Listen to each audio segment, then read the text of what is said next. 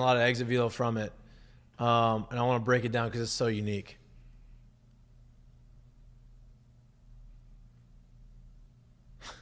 I mean, that's so crazy that he can do it that way. So when you have a guy, from my experience, right, every time I would try to get wide like that, it was very hard for me to get back and then be able to get through it the way he does it. Like, he does it to where his back foot comes off the ground. But he does it too. It's also funny. Like, you're not used to seeing guys get wide, but also start – his hips aren't open, but his front foot is open, right? And you don't see guys do that a lot, which is also different. But once again, that thing we always talked about with the first two guys, stay right there, is look at the rubber band action that he's creating by getting that scap pinch up top, right? He's getting that thing to a spot to where there's a lot of tension. There's a lot of stretch, if you will, to where it's now ready to fire. Mm-hmm. And he's got rhythm. Everybody's rhythm is a little different. Travinsky's got more wiggle. He's got this almost like a little back tip, and then he gets back. It's kind of like creates that rhythm.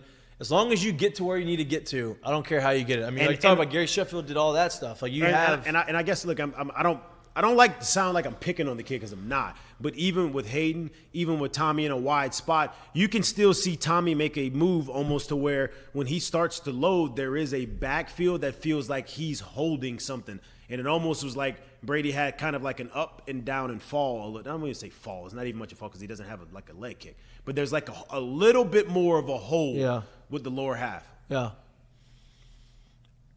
I mean, that's just – he is so in his backside and so in his legs that when he offers his swing, and this is everything. It's not only when he's wide, but when he offers – and he loads, everything, all of his energy is coming from his back hip through the pitcher. That's why his backside comes off, and there's no movement on his front side, this is very hard to do. That's why there's not many people that do what he does that way. And that's why he can generate so much pop even with no stride. I mean, look how high his back foot is off the ground. It's crazy. There is a lot of transferring of the weight right there in that swing. Crazy. And it's so controlled but so violent. And he even like comes up, but it's like up out of the swing, like after he makes contact. He's got like that Happy Gilmore like walk through, if you will. Like, look at his leg. It's crazy. Wild. I mean, he's got some strong hands. I was about to say, he looked like he's using his hands so much.